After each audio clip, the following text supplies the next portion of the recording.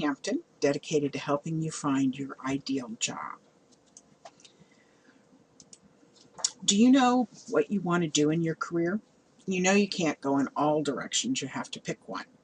If you don't know what you want to do for a career, then career tests can be a real help in deciding that direction. But if you are happy with what you're doing, even if you know where you want your career to take you, you still need to decide what step to take next. Very few people stay at one company for their whole career, especially in the biosciences.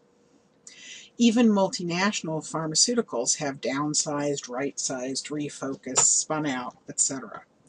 The smaller, more exciting biotechs may or may not grow into big companies or even last more than a few years. So you need to plan your own career. Career Realism, which is a great collator of job hunting articles, calls themselves Career Realism because every job is temporary. You have to plan your own career. Most jobs in bioscience industries last from 3 to 5 years.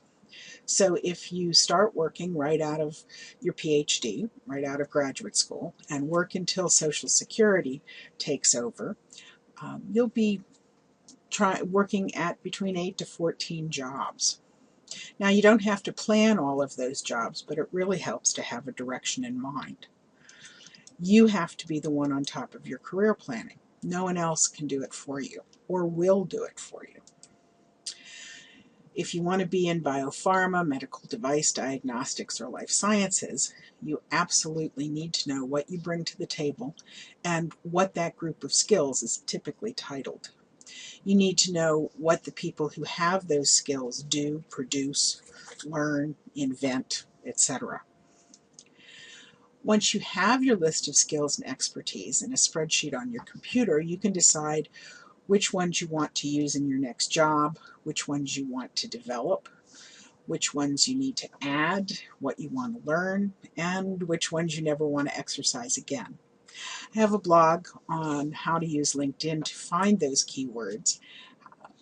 You can find it on networkpolishkit.com. So pull these out of your spreadsheet and think about what you would call the person who can do these things. Use that for a working title. It might be scientist or manager of quality assurance or CEO of a 15-person company. Now go look for that title on LinkedIn or Indeed.com or Biospace.com and compare the skills you have with those that are in the job postings. Are you missing any? Should you step the title down a notch? Do you have more than what they have listed? What would be the next step up? You must own at least 85% of the requirements of a job to be considered a fit.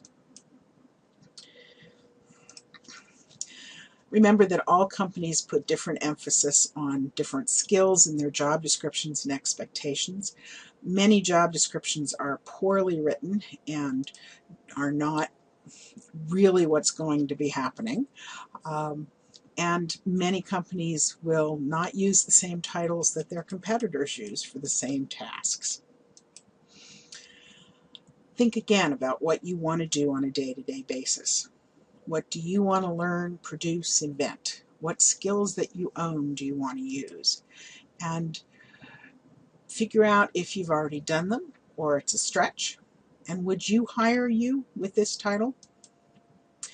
Write out that job description for your next job and keep notes for the one after that. Do these jobs lead you to where you want your career to go? You don't want to sidestep. Yes, you have 8 to 14 jobs in your career span, but why be a barista when you really want to work in a biotech company? So a job, any job, will not usually take you towards your goal, even if it does put food on the table. And remember that companies don't hire for your sparkling personality or your desperation, but because they have a problem they need someone to solve. What problems do you want to solve? Only you can answer these questions. Find the worksheet at networkpolishkit.com your ideal job.